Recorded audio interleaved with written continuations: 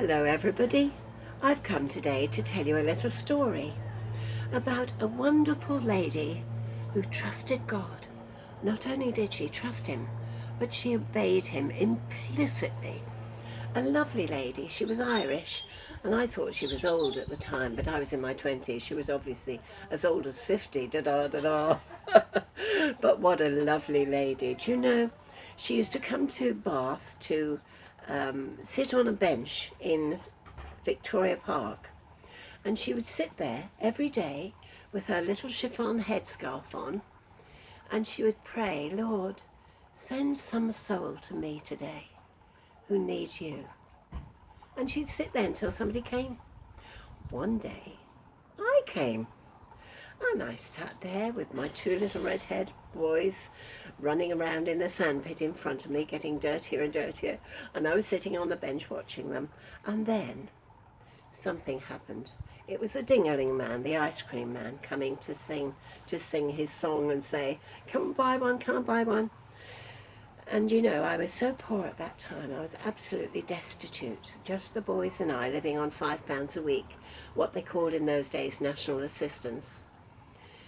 And I thought, I haven't got even a threepenny bit to buy a lolly for them. In those days, you probably have never heard of a threepenny bit, but it was half a sixpence. So I sat there and I thought, what am I going to do? And this lady came and sat beside me, and she saw the tears running down my cheeks and the boys crying for an ice cream or a lolly.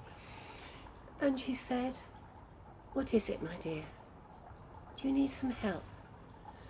And I cried and cried, and I said, I can't even afford a lolly for the boys. Do you know, she went up and bought them a lolly each. Then she sat, put her arm around me, and she said, tell me all about it. What's the problem? Now, she might have said, I know a man who can solve your problems, but I didn't know Jesus. And she told me about him. I said, well, I met a lady who, when my two little girls died in Scotland, she told me all about Jesus, and I put my faith and trust in him.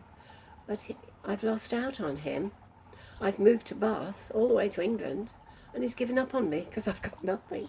And my mother can't bear the life I'm living, and she can't bear the fact that I'm going to have a divorce and all the rest of the terrible things.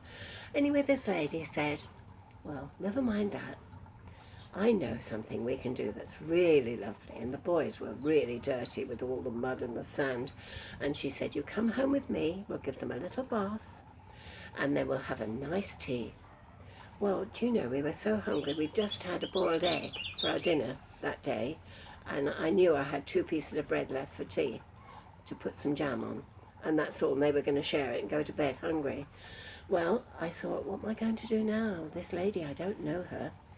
And I was on foot, I didn't drive in those days. And she said, I've got a little car just up there. It was a little Beetle, a Volkswagen Beetle, I remember, it was yellow. And she said, you come home with me.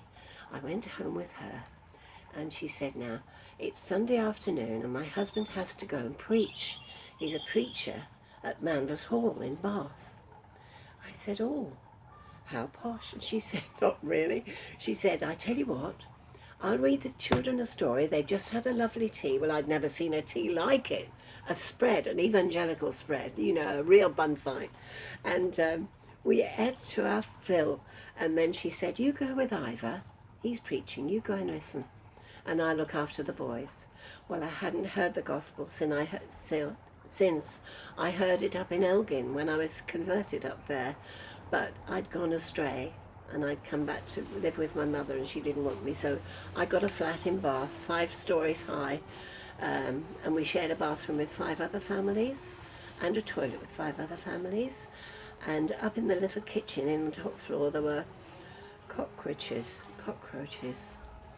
crawling up the wall and water running down the wall. There was no heating. It was just awful.